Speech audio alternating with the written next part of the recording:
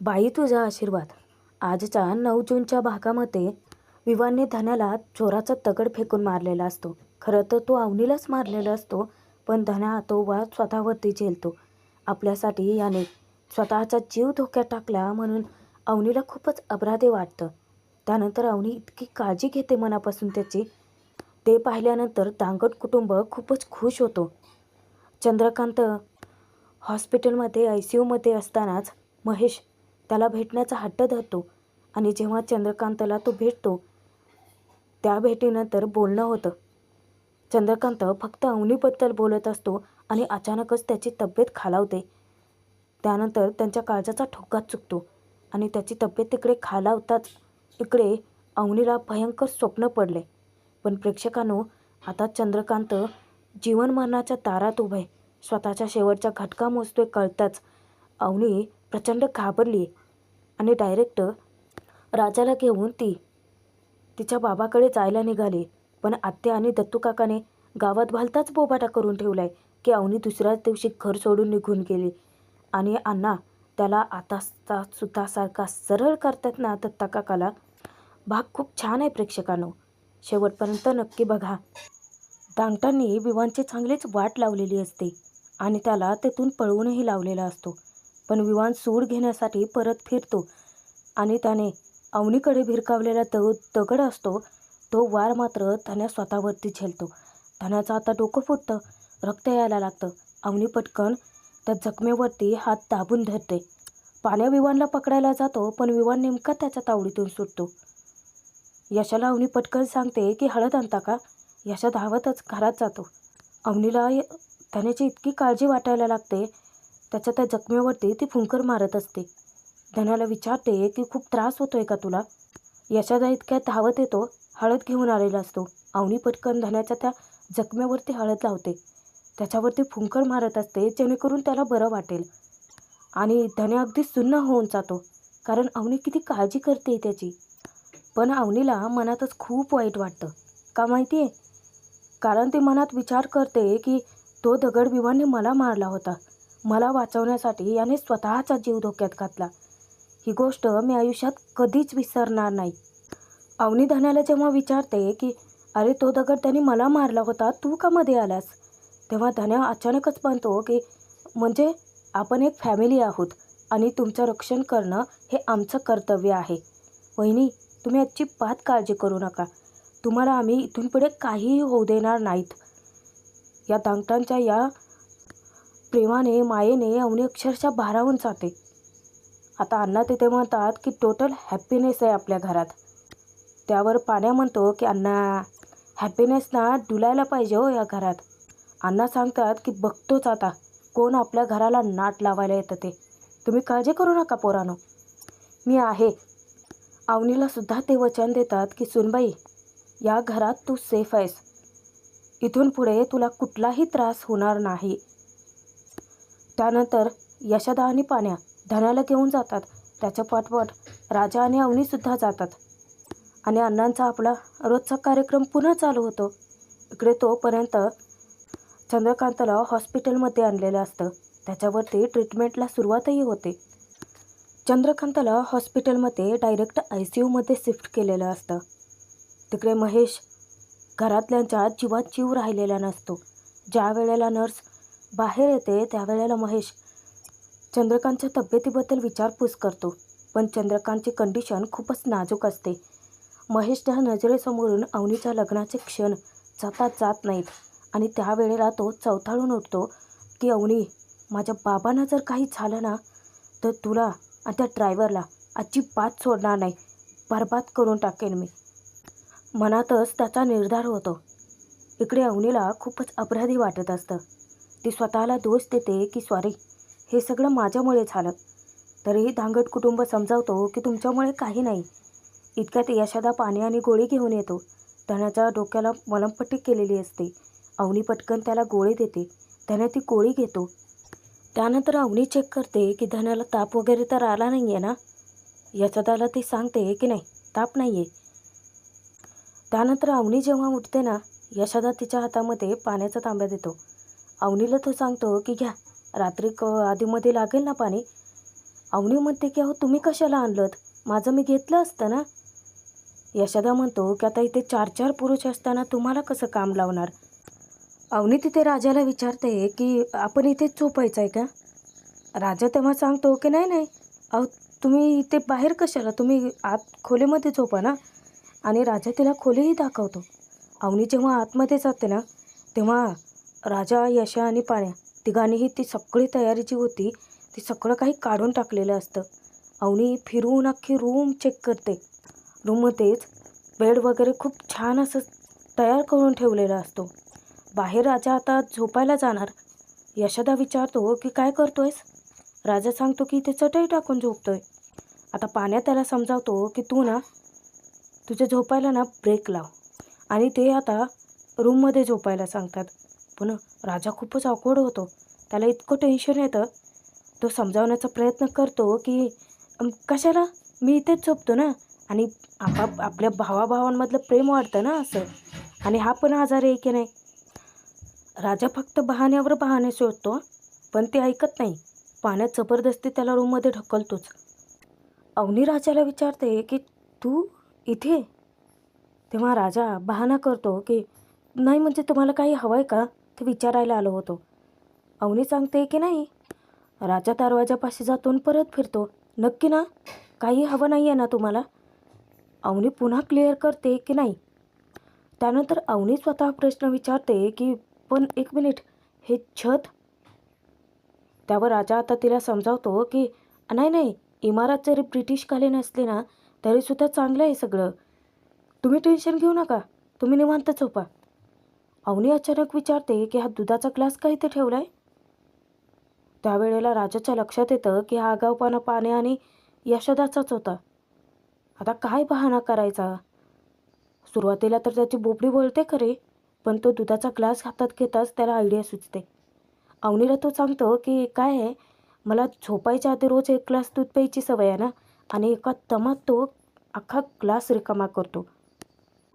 त्यानंतर अवनी पुन्हा प्रश्न विचारते, पण फुलांचा पण वास येतोय ना. आता ती सगळी तयारी जी केली होती ती राजाने काढून टाकली. पण तो तिला सांगतो की रूम फ्रेशनर काय आहे, रूम फ्रेशनर मारल्यानंतर अशी रूम सुवासिक राहते ना. आणि तसं पण दिवसभर मी एवढी ड्रायव्हिंग करतो, मग शांत झोप लागायला हवी आहे ना, त्यामुळे रूम फ्रेशनर. आता त्याला जे सुचल त्या सगळ्या थापा मारत असतो तो. अवनी त्याला विचारते की मग. राजा सांगतो की मग काय नाही.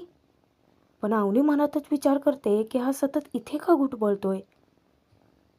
राजा मनात विचार करतो की सॉरी मॅडम, मुद्दाम नाही करू राहिलो, पण बाहेर गेलो तर परत ती मला आत पाठवतेली.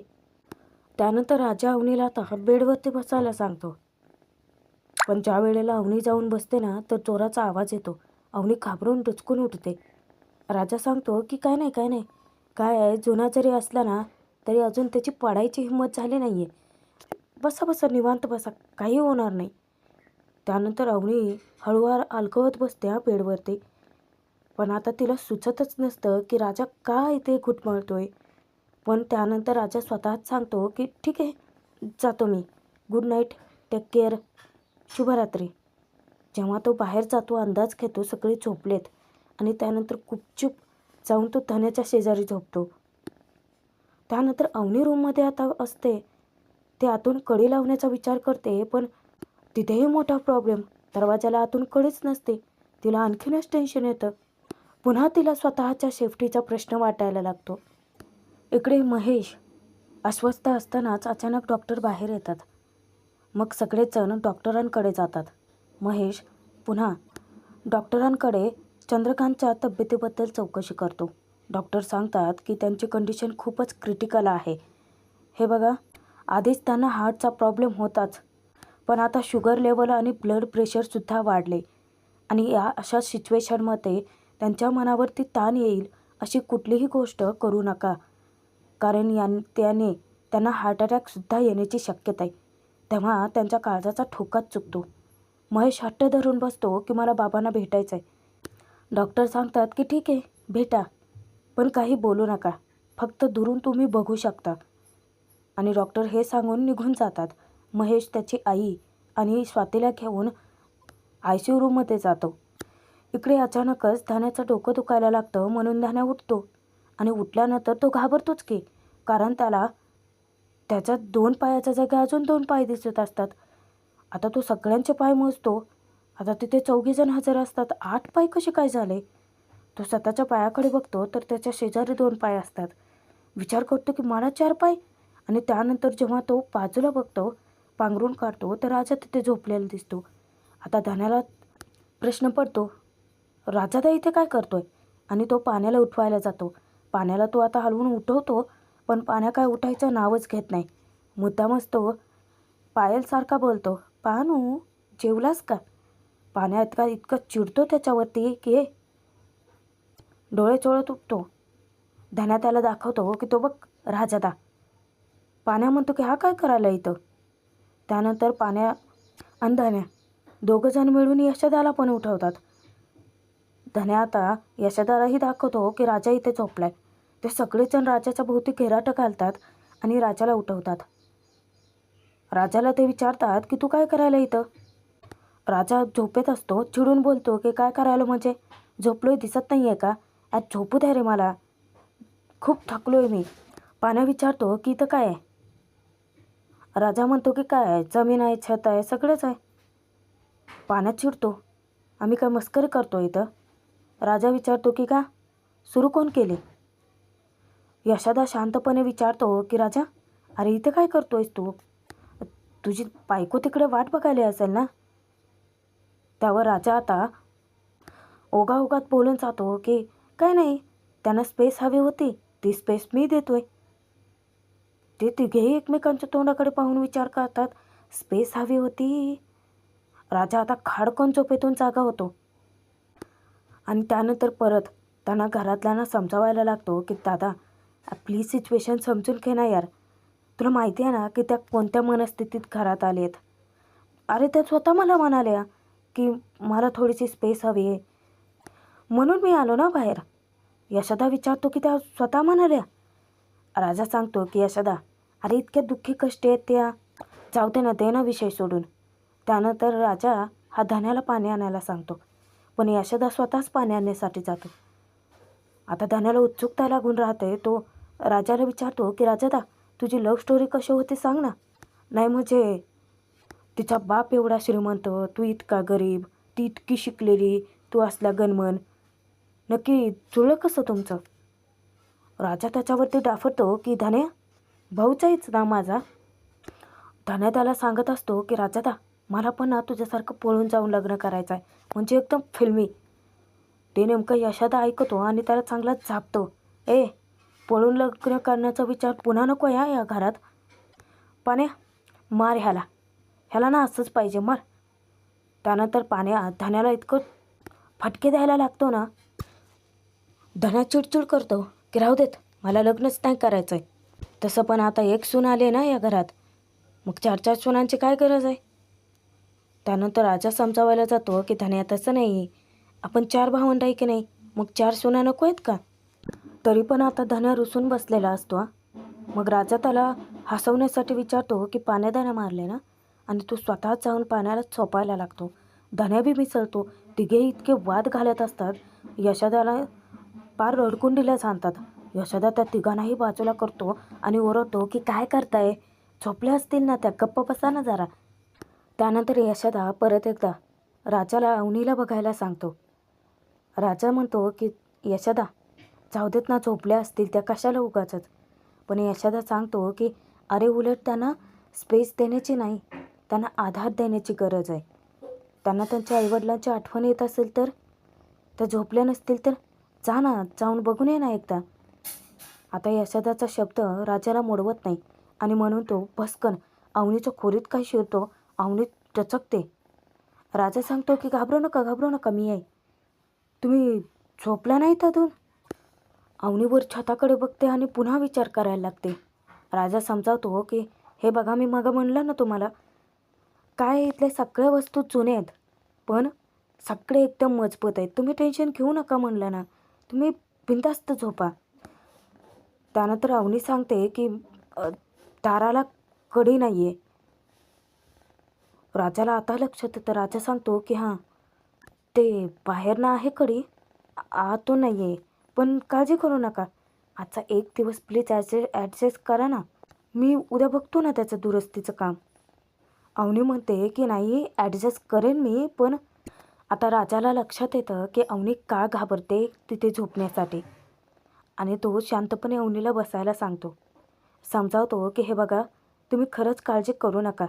तुम्ही प्लीज विश्वास ठेवा माझ्यावरती. अवनी त्याला विचारते की तुला झोप लागली नाही आहे का? राजाला तिचं बोलणं लक्षात येतं.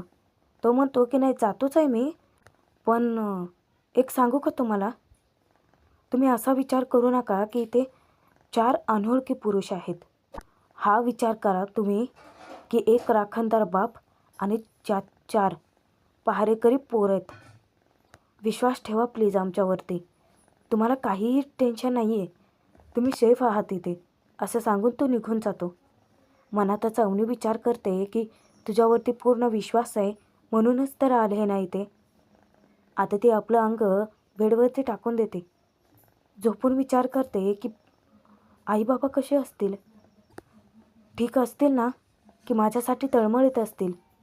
बाबा प्लीज विश्वास ठेवा तुमच्या अवनीवरती.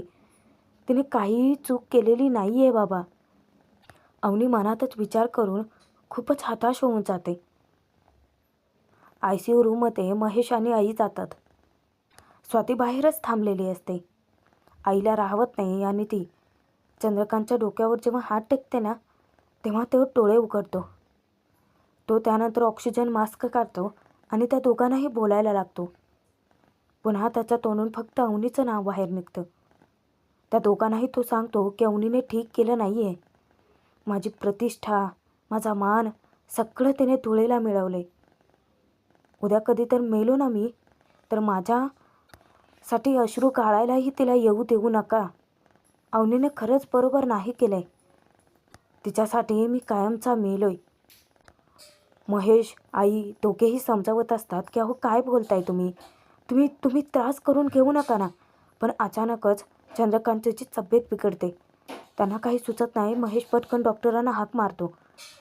नर्स येते आणि तो ऑक्सिजन मास्क लावते.